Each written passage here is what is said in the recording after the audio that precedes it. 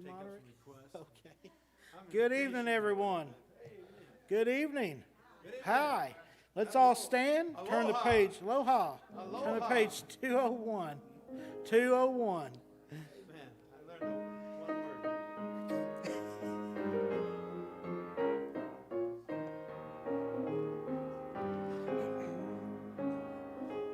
More about Jesus would I know, more of His grace to others show, more of His saving fullness see, more of His love who died for me. More about Jesus, more about Jesus, more of His saving fullness see, more of His love who died for me.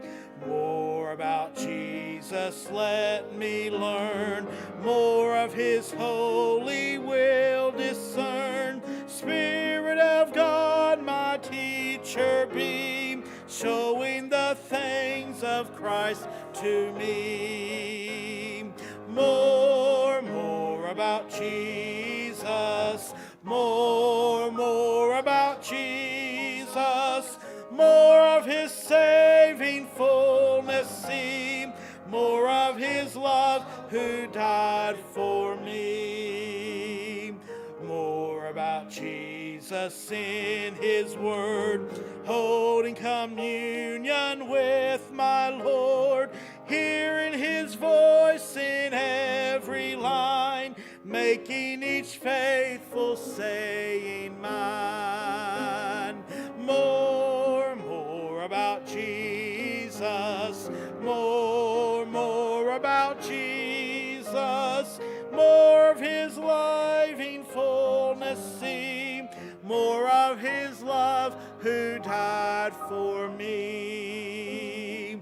More about Jesus on His throne, riches and glory all His own, more of His kingdom sure increase, more of His coming Prince of Peace. More about Jesus, more about Jesus, more of His saving fullness see, more of His love who died for me.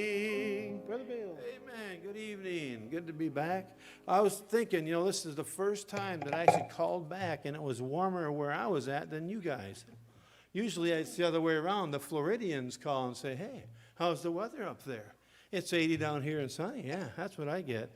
And I always lie to them and say, well, it's 70 up here too. But this time I was kind of funny. I called back, and it's 82 degrees in Maui. And I'm like,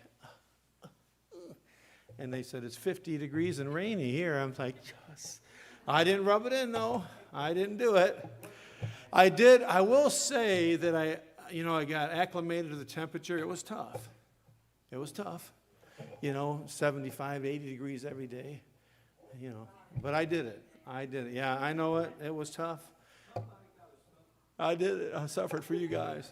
No, it was the Lord bless. We had a good time. And let's pray. Dear Heavenly Father, we thank you for your goodness, Lord, and we pray for the word of God that's going to be preached tonight. And Father, the message, I pray for all that's going on throughout the building, the youth downstairs in the back. Father, prayer requests that'll go up. And Father, it's a blessing to be able to have a good time with friends in the house of God and brethren. But at the same time, we settle in and realize really serious requests are going to go forward this evening. We pray for those. And Father, we just pray to bless the service in a great way, and we ask it in Jesus' name. Amen. Amen. Let's remain standing. Turn over to page 220. Page number 220.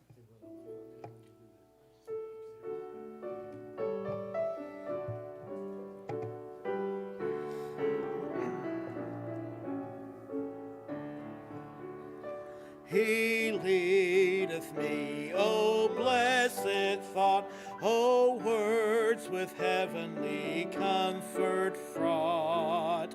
Whate'er I do, where'er I be, still 'tis God's hand that leads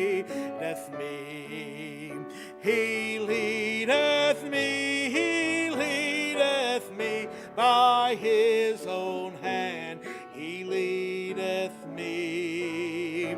His faithful follower I should be, for by his hand he leadeth me. Sometimes mid scenes of deepest gloom, sometimes where Eden's bowers bloom, by water still or troubled sea, still 'tis his hand that leadeth me. He leadeth me by his own hand he leadeth me. His faithful follower I would be, for by his hand he leadeth me.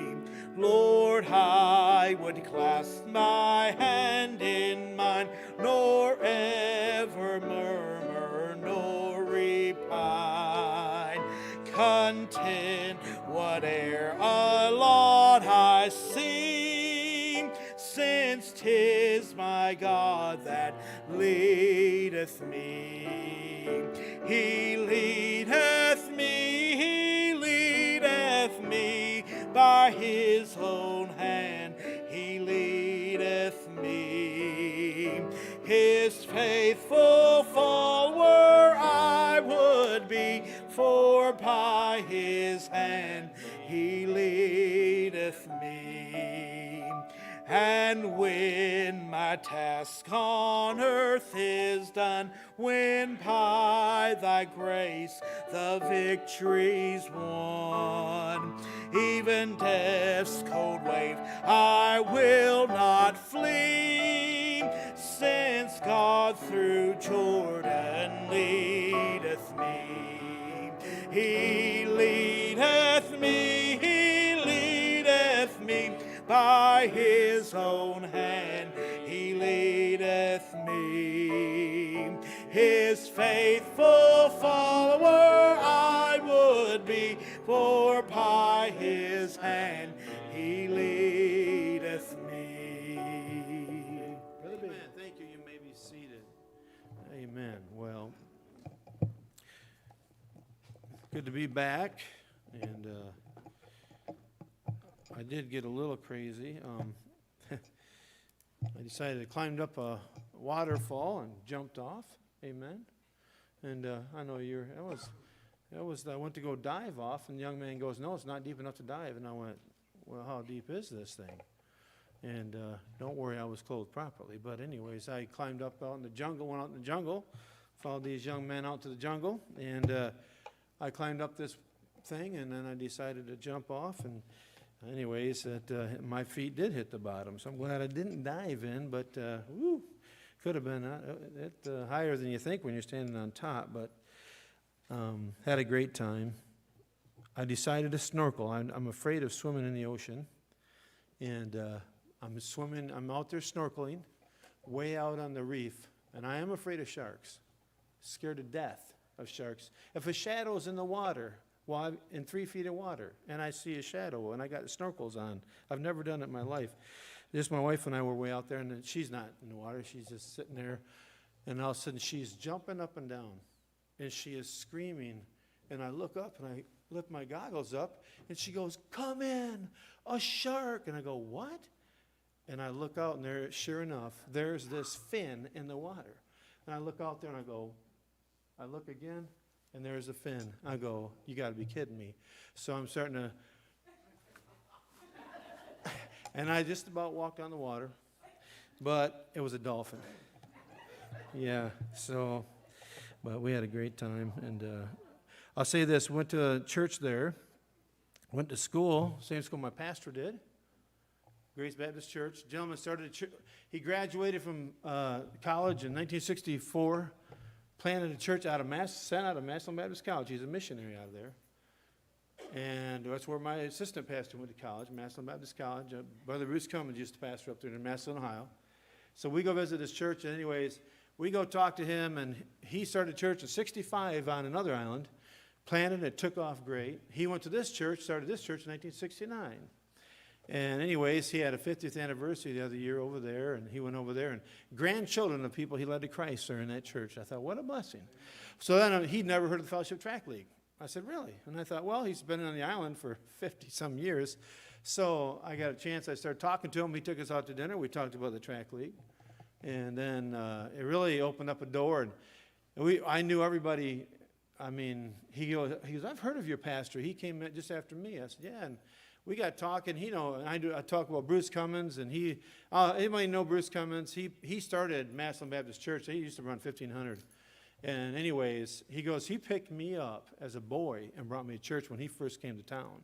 That's how old the guy is, and he's about 79. And not that 79's old. I'm just, it's young. But anyways, so we went out to eat and talked, and I told him how many tracks, and he said, million? I said, no, billion. He goes, well, we use Ford Porters. I said, yeah. I said, actually, Ford Porter gave us the rights many years ago to print his track. I said, but when nobody was ordering his tracks no more, they asked to have the rights taken back, and we gave them back. He said, really? I said, yes, sir. And then, anyway, so this Sunday morning, I went over there, and he didn't seem really that receptive at first. But he goes, Brother Burrows, at the end of the service Sunday morning, he said, tell the people how many tracks you printed, then dismiss us in prayer. So I didn't want to take 15 minutes. So I said, I see a lot of Filipino people here today. And then I said, how many of you is Filipino? And a bunch of hands went up. And it wasn't a real big church, but quite a percent of his church is Filipino. I said, we've shipped over 250 million gospel tracts that I know of to the Philippine Islands. And their eyes fell out of their head. And I said, we've printed and given away 5 billion plus gospel tracts. And I said, it's an independent fundamental Baptist church just like yours. I said, all done free of charge. And they're like, and the pastor at first, he was kind of like, I'll just let them close in prayer. And I got done, walked down, and they just swamped me. The Filipinos went nuts. And all of a sudden, the pastor is sitting back, and he's seeing what's going on. And people in the church go, well, we use your tracts all the time. And can I get some? And can I get some? And I'm going, yeah. And the pastor goes, well, maybe you should send us some. Send us some of your good ones. I said, well, we print 90 and languages and 90 in English and all this. And we got large print tracts. We got some for the deaf. And he's like, his head's starting to spin. He goes, we sat down, and I'm telling you, I didn't get out of church for a long time. He goes, all right, I'll tell you what, preacher. He says, I'll tell you what. You could tell he underestimated the ministry. And really, he goes, I'll tell you what. And I started telling him testimony after testimony. When the people around us, I'm telling testimony after testimony, people got all excited. They're going crazy. And then what he wanted to give me a minute, he goes, I'll tell you what. He goes, I'll tell you this. You got an open invitation. I want you to come back and preach and fully present your ministry. I said, all right. And the people, we got orders for Filipino languages. I said, well, how about that? So that was a blessing. We had a great time.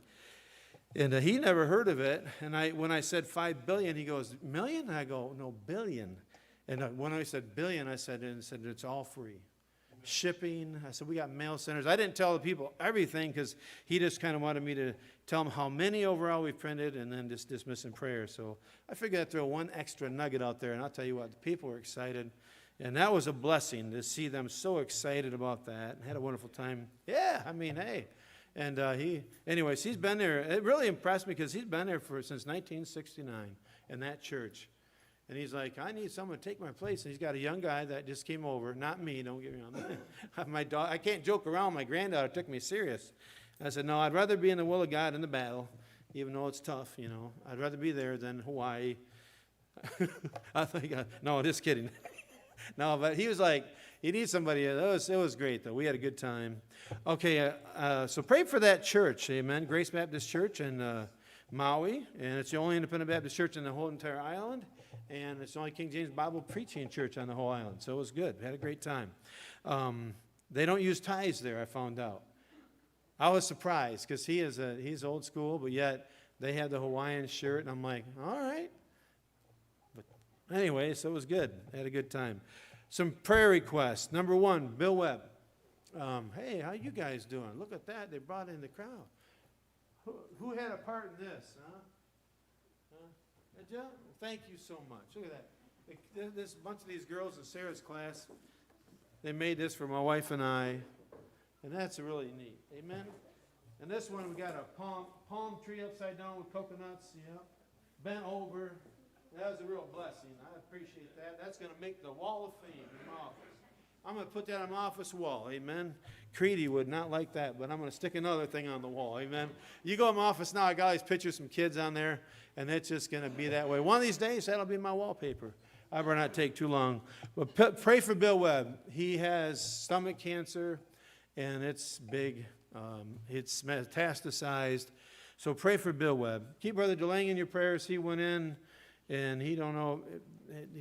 He had chest pains, Brother DeLang? When? No, my heart skipped. Can I just give a short? Sure, yeah, go ahead. Okay, I'm thankful for you folks to pray for me. I had the last visit at the cardiologist this afternoon. That's why I have my Sunday clothes on. Amen. You fit in Hawaii. Amen. Okay. Amen. Keep him in prayer. Pray for Rose. Rose has eye surgery tomorrow, doing a cornea transplant. They tried one a while back, and she just said, look, I don't expect it to be better than it ever was, but at least to get it back. It's her good eye. So she's going to have a cornea transplant, and also her back. Her back's in pain. She's going to get shots next week. Pray that it goes well. Pray for Wes. He's got stomach problems. He's home today. Pray for Angie Day. I guess prayer was brought up here Sunday, so it's no secret. It's my son's mother-in-law. And let me say this. You know what? You guys are out here on a Wednesday night. You can be home, relax, and watch and do anything you want. But let me tell you what. That lady is, unless God does something great, she's getting close to the old Jordan River. Well, let me tell you, you know what matters? Is when you get to that place in life, you know where you're going. She's got the sweetest smile on her face. Turn off this thing for just a minute there, buddy. Turn me off. Mute me for a minute.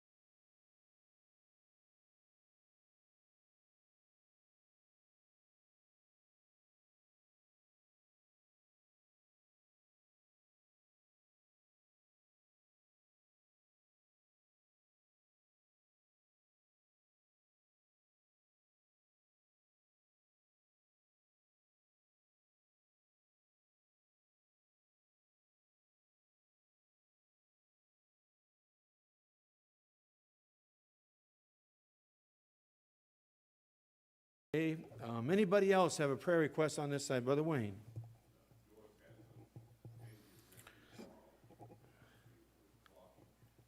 Okay. Now, I was gone. They're going to check you tomorrow with an angiogram. Pray for Joyce with an angiogram. Amen. All right. That's where they check for blockage. Anybody else on this side? Prayer request. Good to see Ralph. Good to see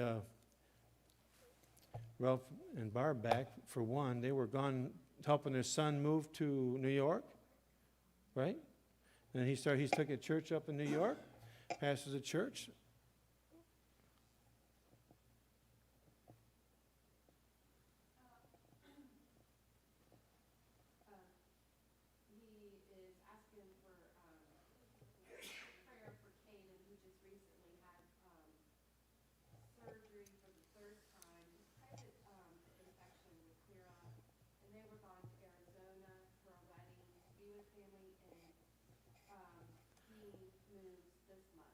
Oh, this one. Okay. I had that wrong. Dean moves this month. His son Dean, who we helped get his church started in Colorado, is taking a church in New York, and will no doubt be with the deaf ministry. Amen.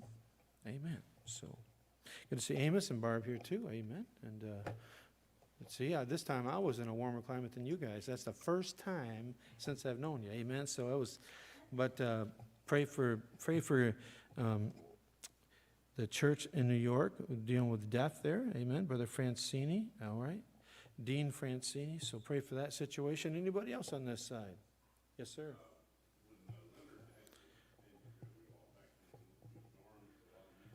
Yes.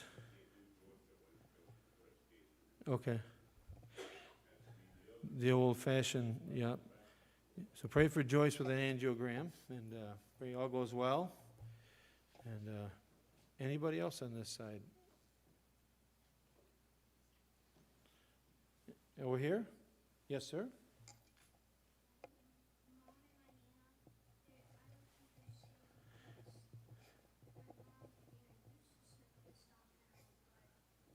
Okay. Okay. Okay. Well, his mom and his grandma pray for their Nana, you said, but does that be your? That's okay. That's same thing. That's all right. Up in Michigan, they call it grandma. Down here, they call it Nana, and that they get saved. Amen. And he got saved a while back. Got some reassurance of that. What a blessing that was. And you know what? So pray for them. Amen. He sees things in their life that doesn't equate to evidence of salvation. We pray for them. Amen. Amen. That's a good request. Amen. Anybody else on this side? You have maybe it's mom, dad, grandma, grandpa. Anybody else in the back? Okay. Yes, sir.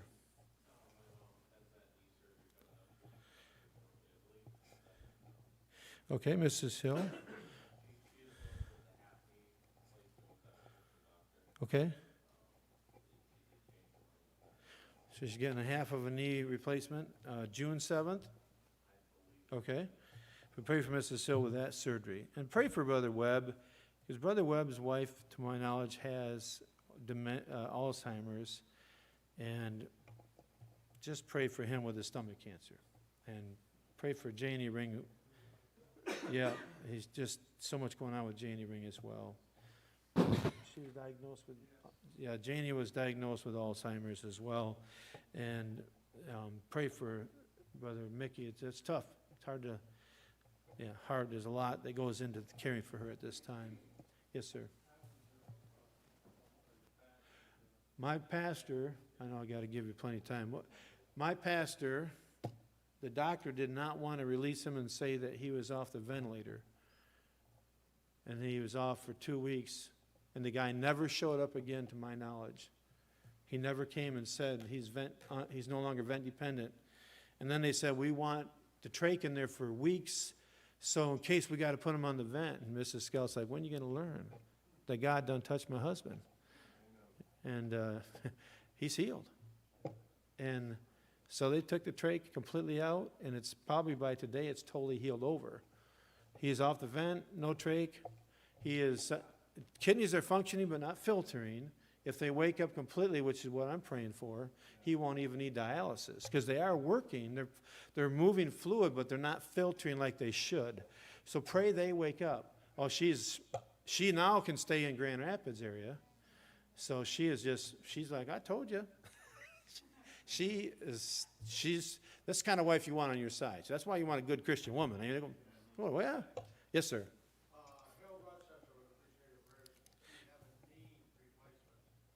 That's right. Brother Rochester is going to have knee replacement Friday.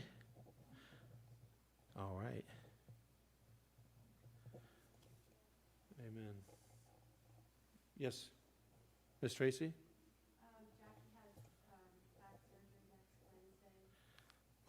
Jackie has back surgery next Wednesday.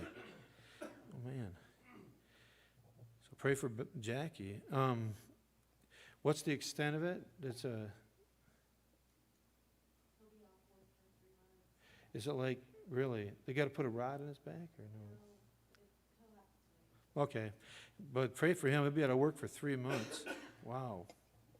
Well, next Wednesday.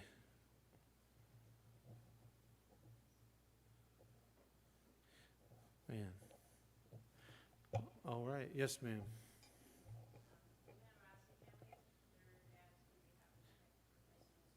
Yeah, but Manarazzi family, I actually been wanting to get them into a camp meeting and come and sing and have them preach.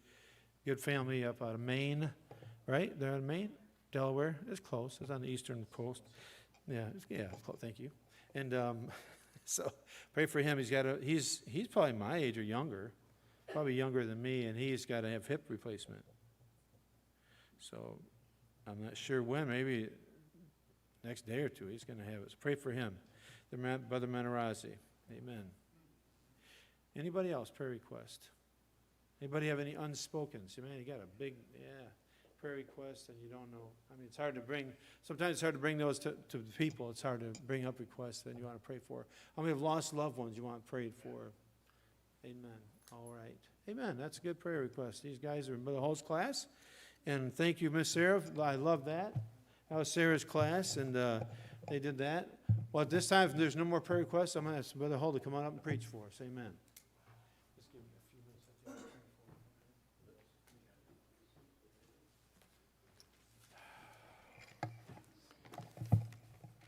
Book of Jeremiah. I know, so Wednesday night's just a tad bit more informal, right? Absolutely nothing has went right today. Everything went wrong with the press. My Dr. Pepper, Giant Dr. Pepper, turned into a Giant Dr. Coke, which I don't drink, Diet Coke, which I don't drink. My printer ran out of ink, wouldn't print my verses. So that's why the preacher, we weren't playing around up here. I was sending my verses to his phone so he could send them to his office so I could actually have verses. So it's just been one of those days. So I'm going to exhale because I feel like I've been holding my breath all day.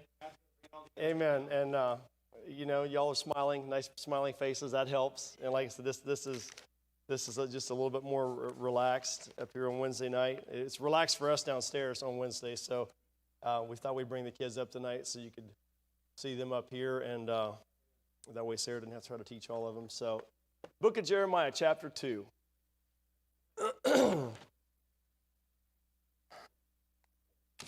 Let's have a word of prayer. Father, we love you, and we just thank you for your blessings. We pray for these requests that were mentioned. We'll pray later, but we just thank you that we can come and bring these to you, and people bring them because they know you'll hear, and they know your people will pray.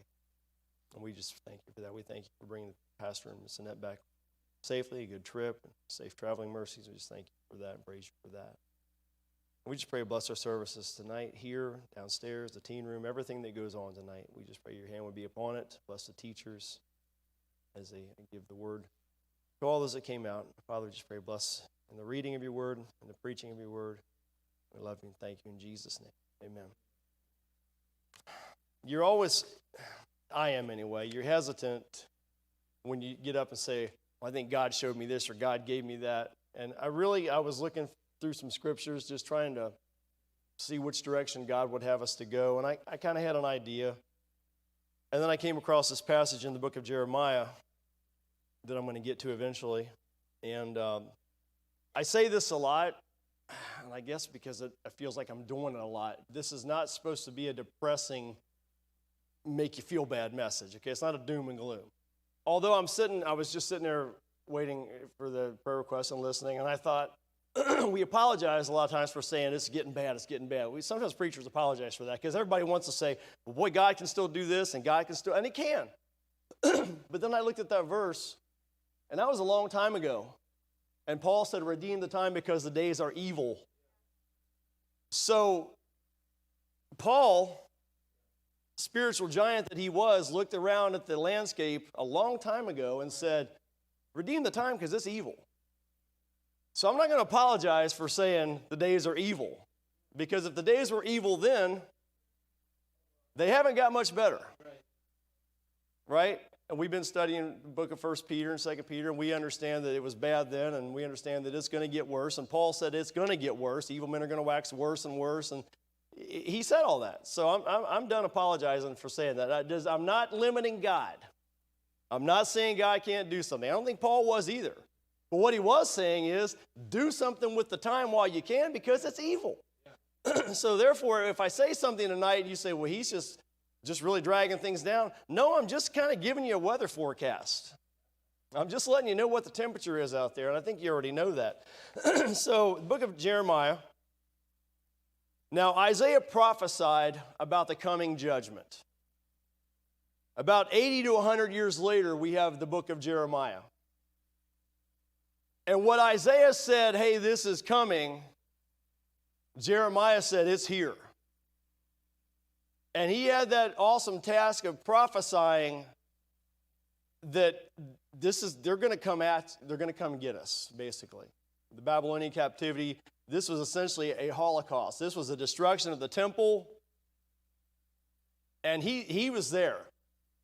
Now, interestingly enough, this is kind of the end of the glory days of Israel right here. After this, we're talking captivity, back and forth, and a lot of bad stuff. And Jeremiah, all during that time,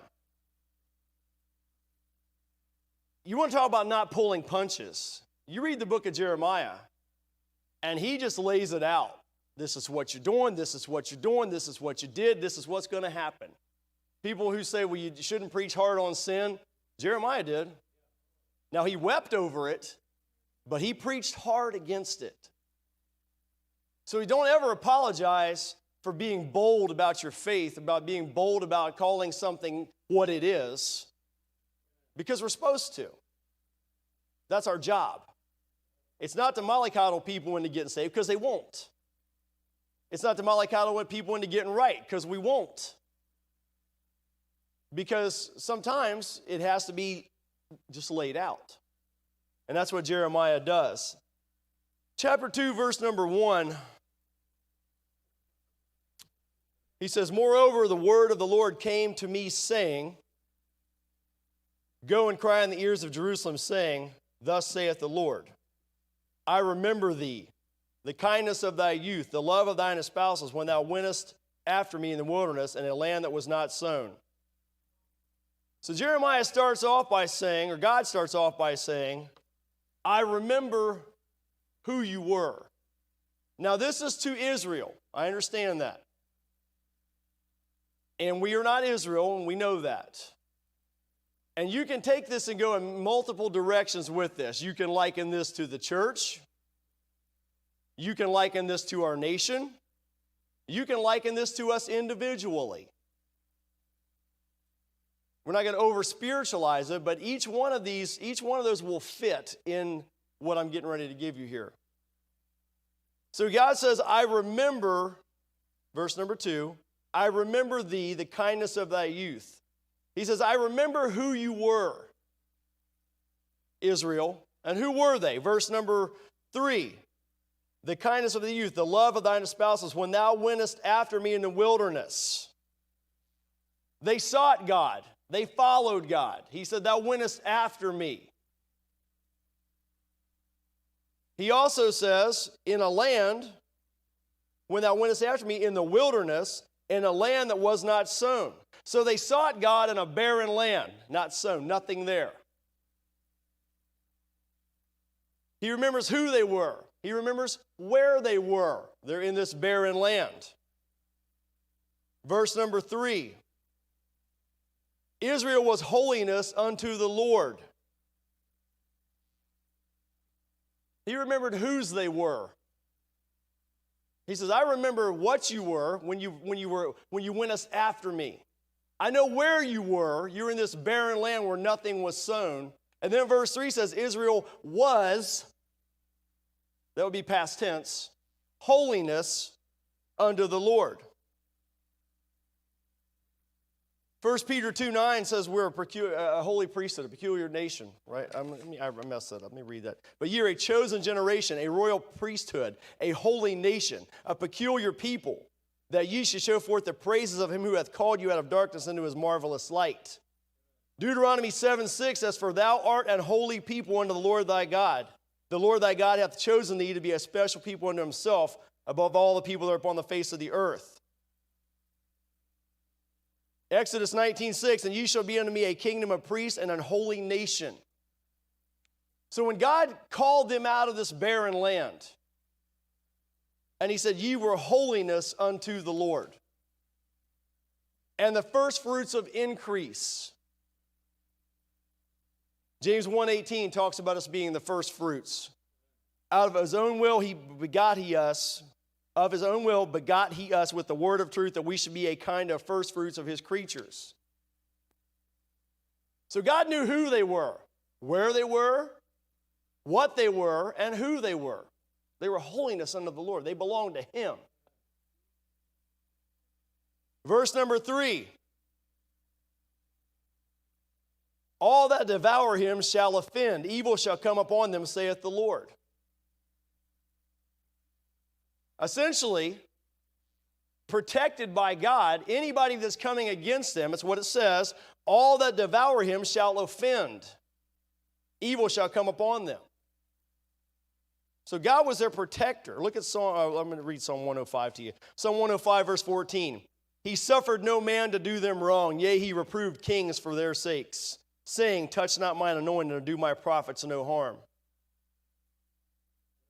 So God is establishing here his position as protector of Israel.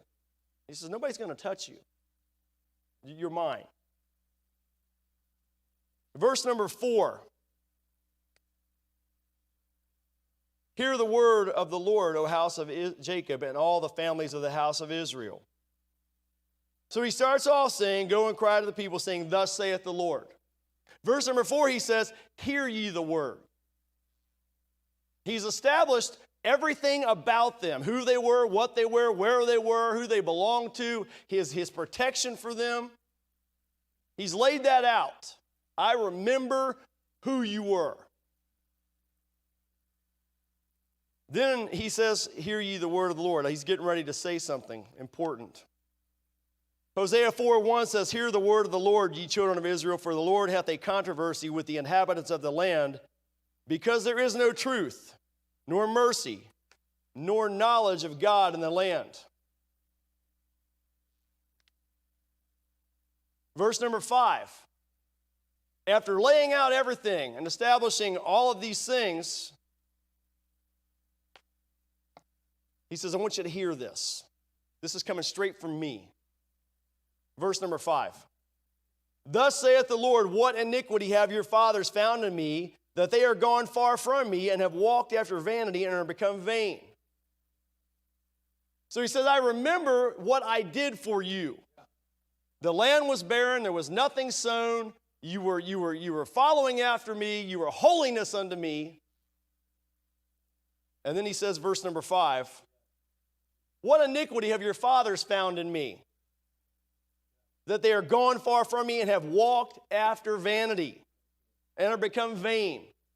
We talked about that about 1 Peter the other day, where he said, we talked about the fact that if you make much of Jesus, because there's nothing you can find no fault in him, and God says, what is there wrong with me that you've walked away from me? That's the question. What iniquity have your fathers found in me? What was so wrong with me that they went somewhere else? Why did you go away? Where did you go? Micah 6, verse 3 and verse 4 says, O my people, what have I done unto thee, and wherein have I wearied thee? Testify against me. For I brought thee up out of the land of Egypt, and redeemed thee out of the house of servants, and I sent before thee Moses, Aaron, and Miriam. I love when he says that. What have I done unto thee, and wherein have I wearied thee? To put it modernly, what's your problem? What did I do? Except for brought you out, did this, brought you into a land, redeemed thee out of the house of servants. That means, class, you used to be a slave, now you're not. And what problem do you have with me? They walked away.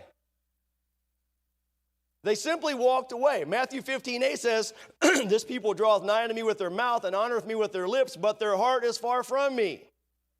15:9 says, but in vain do they worship me, teaching for doctrine the commandments of men. 2 Kings 17:14, notwithstanding they would not hear, but hardened their necks like to the neck of their fathers that did not believe in the Lord their God. And they rejected his statutes and his covenants that he made with their fathers, and his testimonies which he testified against them. And they followed vanity and became vain, and went after the heathen that were round about them, concerning whom the Lord had charged them that they should not do like them. Romans 12:1 says, but when they knew God, they glorified not him as God, but became vain in their imagination, and their foolish heart was darkened. So you get the idea that he says, you've walked away from me, but unfortunately what you've walked away for is completely vain, which means there's nothing in it. Vanity or vain means there's no content. It's empty. And God says, you've walked away from me. Why? There's nothing wrong. Verse number 6. Neither said they, where is the Lord that brought us up out of the land of Egypt, that led us through the wilderness, through a land of deserts and of pits, through a land of drought and of the shadow of death, through a land that no man passed through and where no man dwelt. So when they got to where they were going, he says, neither did any man say, neither said they, where is the Lord? They did not seek after him. No desire for God. No searching for God. Now, why would they search for God? Why would they desire God? Well, we just read. He says he brought them out and he led them through. Now look at that land that he got them out of. This is what he delivered them from. The Bible says, the wilderness, a land of desert, pits, drought, shadow of death, through a land that no man passed through and where no man dwells. There wasn't anything there. It was absolutely barren. And nobody else wanted to be there, and God brought them through that. That's what he says he did. They said, where's the Lord that brought us up out of this place? Why weren't they searching for God when he had delivered them from something so great? You want to liken this to America? We'll just throw this in here real quick. Why would we not seek for God in this country when everything about the history of this country is so intertwined with Jehovah God, the God of the Bible, not that faceless cloud that they all want to worship now, but the God of the Bible? Say, well, they weren't all Christians. I don't care. They were worshiping this God. The majority of them were. Yeah, there were some deists in there and some other goofy things in there, but for the most part, it was the Judeo-Christian God of the Bible. It wasn't Allah, it wasn't Buddha, it wasn't any other junk. It was this. And we were going to reject that and forget that and just cast that aside, even though everything says, look where he brought you from to where you're at now. No gratefulness, no thankfulness, no respect for the Almighty. That's what he says. That's what he says their problem was here. So he brought them out. He led them through. Now, verse number 7. Where did he bring them to? And I brought you into a plentiful country. Now, see, that's the opposite of a land of drought and pits and barrenness. See, when we get saved, this is a whole lot better than what you had before. Amen? Yeah. Now, you say, I know that, but yet sometimes... don't we forget? I do. I'll just be honest. I can do it. And God says, where are you at, Chuck? You remember what I brought you out of? It was ugly. And you were ugly. And I didn't have to bring you out of that, but I did. And where did I bring you to? Well, you really didn't do much for me, Lord. He says, and I brought you into a plentiful country, to eat the fruit thereof. Now see, that means there's food there. In the land where the drought was, and the barrenness, there ain't no food there. Nothing to eat. But now there's, what kind of food? Plentiful country, to eat the fruit thereof, and the goodness thereof.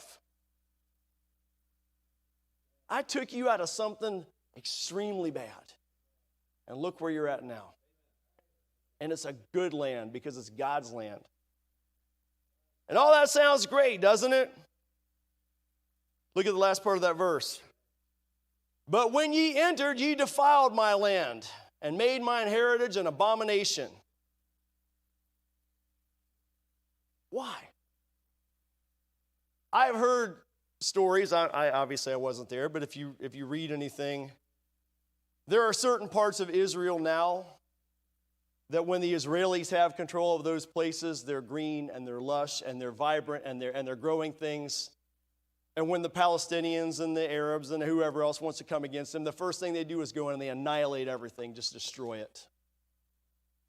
Because they want to defile it.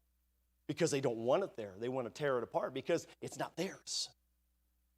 And this is kind of the same thing here. If you think about it, he says, I've given you all this. And as soon as I got you into that land, you defiled it. You destroyed it. You made mine heritage an abomination. Psalm 106, verse 38. Let's see where I need to be here. Psalm 106, verse 38. It says, and shed innocent blood, even the blood of their sons and of their daughters, whom they sacrificed unto the idols of Canaan, and the land was polluted with blood. Verse 39, thus they were defiled with their own works and went a-whoring with their own inventions. Jeremiah 16, 18, and first I will recompense their iniquity and their sin double, because they have defiled my land. They have filled mine inheritance with the carcasses of their detestable and abominable things. Doesn't sound good, does it? So he said they filled my inheritance. Filled it. Not just a little bit, but they filled it. They destroyed it. I brought you into this land. What did you do? You destroyed it. Verse number 8. Well, what about our spiritual people, God? We got spiritual leaders here. They got this under control. Verse number 8. The priest said not, where is the Lord? The priest didn't care where he was. And they that handle the law knew me not. I'm going to call that the scribes or the lawyers. The pastors, what about them? Also transgressed against me. And the prophets prophesied by Balaam and walked after things that do not profit. So here we got the prophet, the scribes, the pastors, the priests. They never sought, they never knew, they never cared, they never consulted, and they never prospered. They didn't pursue. These are the spiritual leaders. What do you think their message was? It wasn't much. So they didn't search for God. They didn't seek out after Him. They didn't call Him. They didn't look for Him. They didn't care. But yet these are the spiritual leaders. Sound familiar? Kind of sounds like something we're experiencing now, isn't it? Well, actually, I've been experiencing it since way back then. Actually, before that, when Jesus said, "Ye hypocrites, ye blind guides, ye whited sepulchres," He said, I don't think what you're teaching is the same thing that I'm teaching. That's why they crucified Him. They didn't want to hear that. Jeremiah 8, verse 8 and 9. How do you say we are wise and the law of the Lord is with us? Lo, certainly in vain made He it. The pen of the scribe is in vain. The wise men are ashamed. They are dismayed and taken. Lo, they have rejected the word of the Lord, and what wisdom is in them? Jeremiah 15, 13, he says they're like wind. He calls them wind. There's no word. It's just wind, just a bunch of air coming out of them. We might call that a windbag nowadays. There's not much there. They're just, that's about all as good as it is to me. And these are the spiritual leaders. Wonder why the people are so bad. Because spiritual leadership is no good.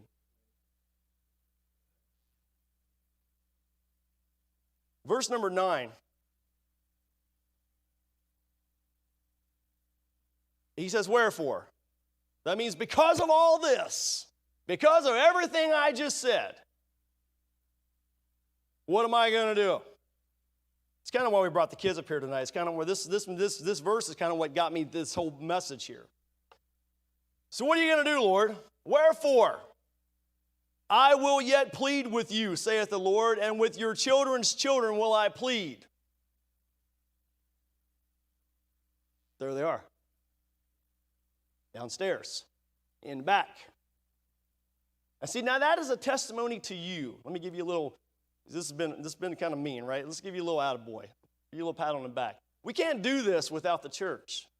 We can't do this without your giving. We can't run buses without people who care to get kids, to bring them in. Buses aren't free. Gas isn't free. It's getting Getting worse. Insurance, I'm sure, isn't great.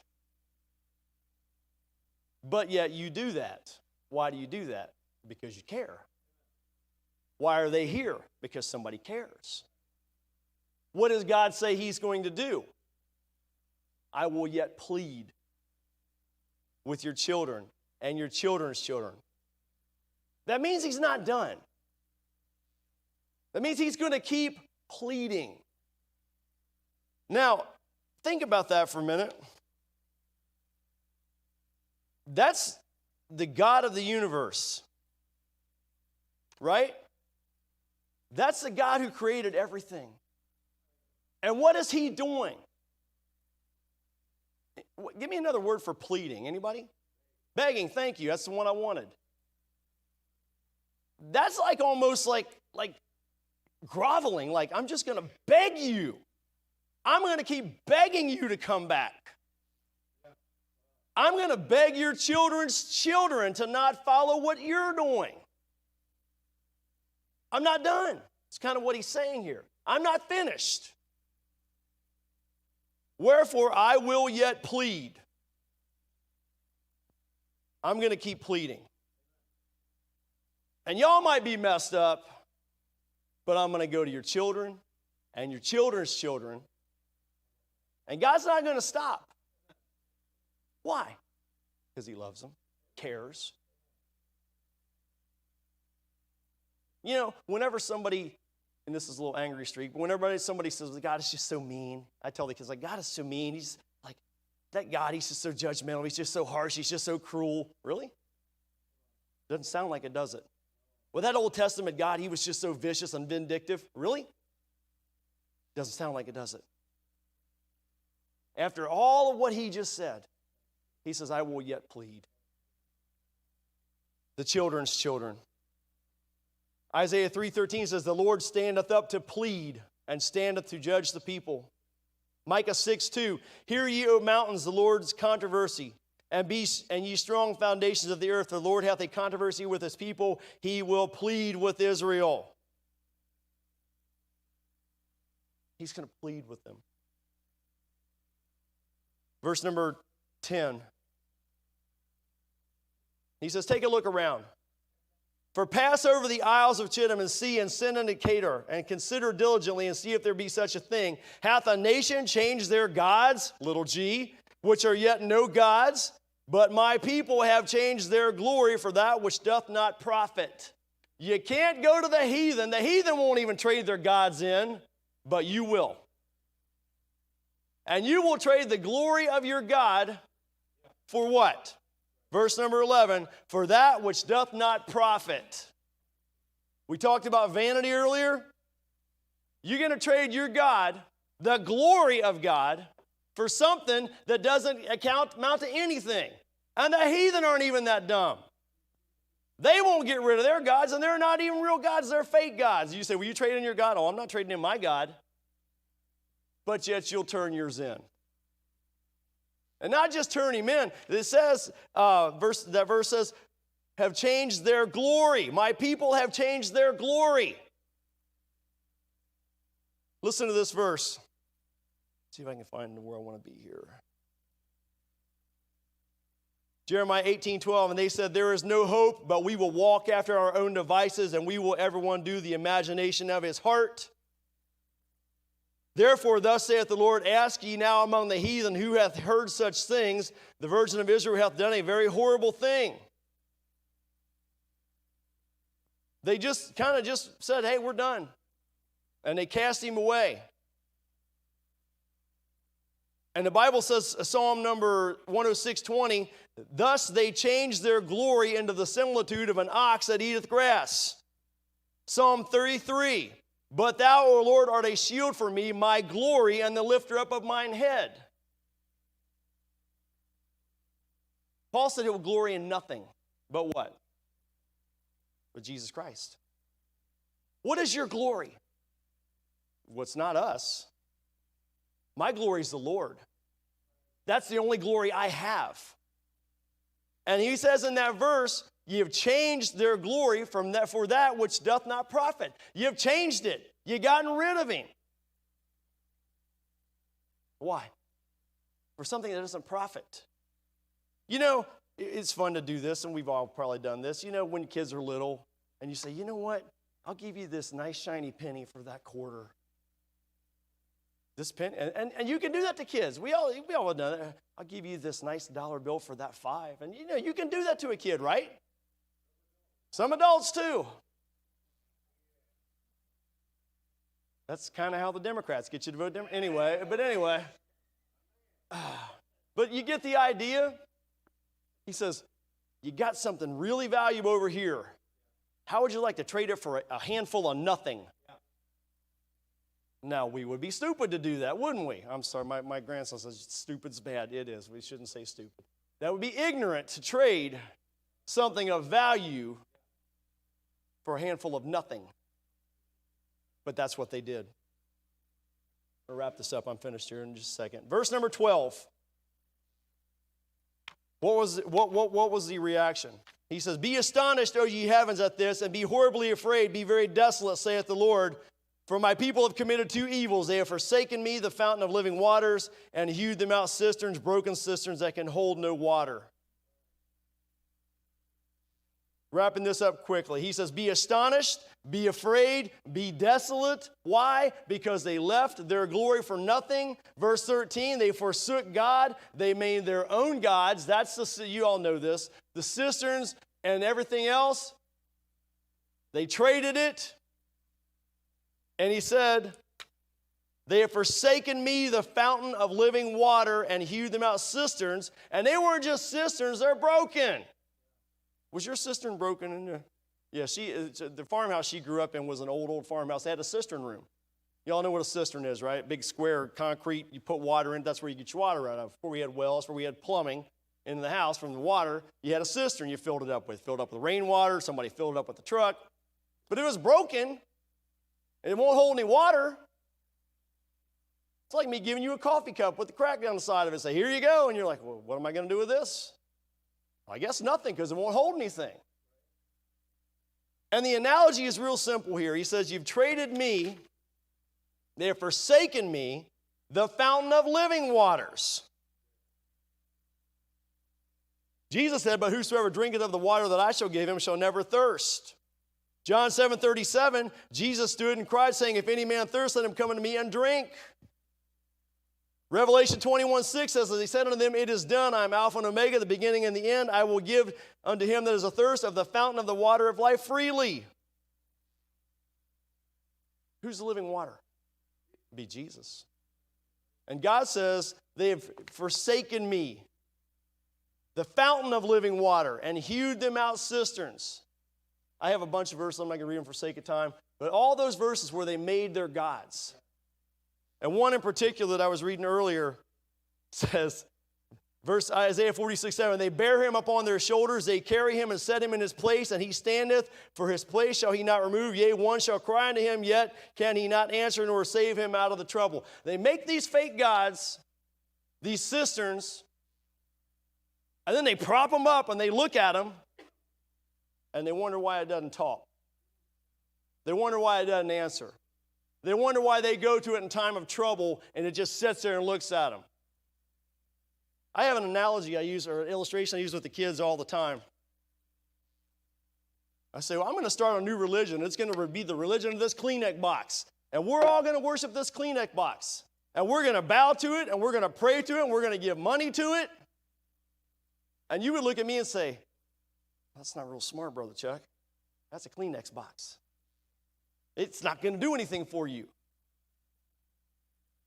But yet, Israel traded their God for essentially this Kleenex box. Actually, not even a box, it's a cover. They traded him for something useless, of no life, that they had to make with their own hands. You know why? Because they didn't want to listen to the God that did all that for them. They didn't want to follow him. They didn't want to obey him. They didn't want to pay any attention to him. And they said, well, just make our own, and they'll do what we want. But unfortunately, they can't do anything because it's a box or a rock or a tree.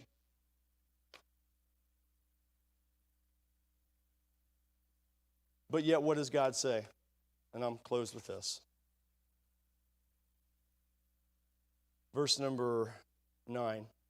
Wherefore I will yet plead with you, saith the Lord, and with your children's children will I plead. You know, we don't have much hope if we're not pleading with people. If you want to liken this to salvation, getting people saved, getting people right, you don't have much hope if you won't plead with them. If you want to liken it to your spiritual growth in your own life, you won't grow. You won't prosper. You won't have anything good in your life. Say, I'm saved. You won't have prosper. You won't have anything good in your life if we forsake God and make our own gods and turn our back on Him and reject His teachings. We won't prosper. You want to take this to a nation? Our nation will not prosper if they reject God and reject what He says and turn their back on Him and create their own gods. They will not prosper. It will not prosper. You say, well, God can do anything. The nation will not prosper that turns its back on God. It will not. It cannot. Can He do anything? Yes, God can do anything. But it will not, cannot, it won't happen. Because the Bible says He's a jealous God. But what does He do? He says, I will plead with your children's children because I don't want them to go the same direction that you are. What does God want? He just wants us to love Him. He wants us to acknowledge what He did in our life. He wants us to draw close to Him. And He wants us to plead with the children's children and your children's children. Why? So they won't make the same mistakes. Have a word of prayer. Father, we love You and thank You once again just for the chance to be in Your house this night, chance to go out and get kids and to be here, and for people who are like-minded and they want to see these kids reached and they want to see their nation reached and they want to see their neighbors reached. We all understand that, Father. Help us to be mindful of that. Help us to have Your Spirit in Your heart as You pled with Israel. Help us to plead with ourselves, with those around us, to be bold for You. We love You and thank You now in Jesus' name. Amen.